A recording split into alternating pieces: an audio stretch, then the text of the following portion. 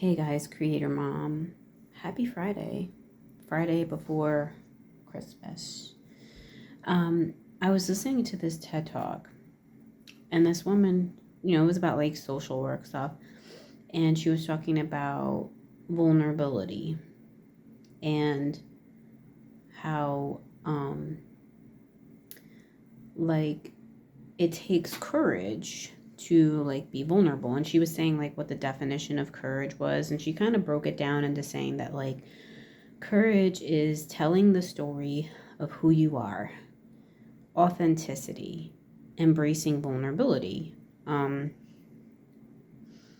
so basically, just being yourself, being free to be yourself. Um, and I just wanted, and then afterwards, I listened to this video by Jay Reed, psychotherapist. He focuses on healing from having a narcissistic parent and being scapegoated and stuff like that. And he always emphasizes that healing doesn't take place in isolation. It takes place in establishing healthy relationships.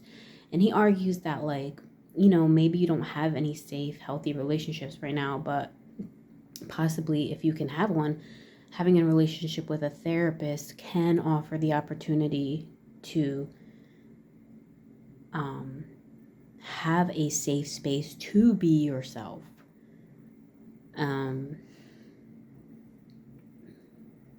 To engage in that vulnerability and that courage, because and then like this all led me to realize that if you feel like you don't have the courage to be yourself right now, that you cannot handle vulnerability, to me what that means is that it is not, that you feel inside that it is not safe enough to be vulnerable, to be yourself in your environment.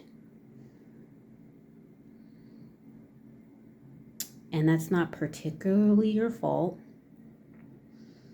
Or maybe you have grown up and you're used to not feeling vulnerable because when you were growing up, it wasn't safe to be yourself. It wasn't safe to have courage, to be vulnerable,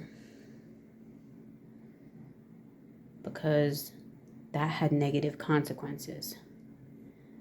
So, which leads me to my conclusion that courage blossoms in safe spaces, safe places, safe relationships.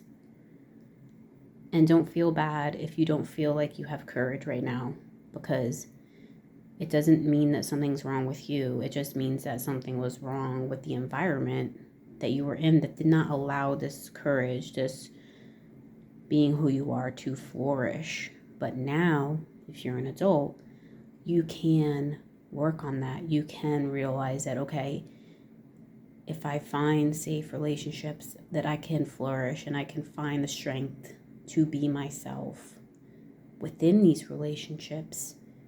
And then further, then I can expand out. Then maybe I'll just have the courage to be vulnerable even outside of these safe relationships. But we need a safe place to practice being who we are. And that's it. That's all I want to say.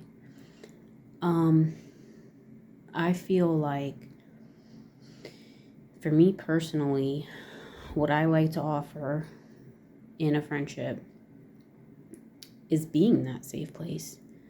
Being that safe place for someone else. To be who they are. I'm not talking about being in a toxic relationship where somebody's like harming you and like that's who they are and you're letting them harm you because they're being who they are. I think that could be misconstrued. Healthy, safe spaces. So, anyways, have a great day. May you have the courage to be vulnerable and be yourself.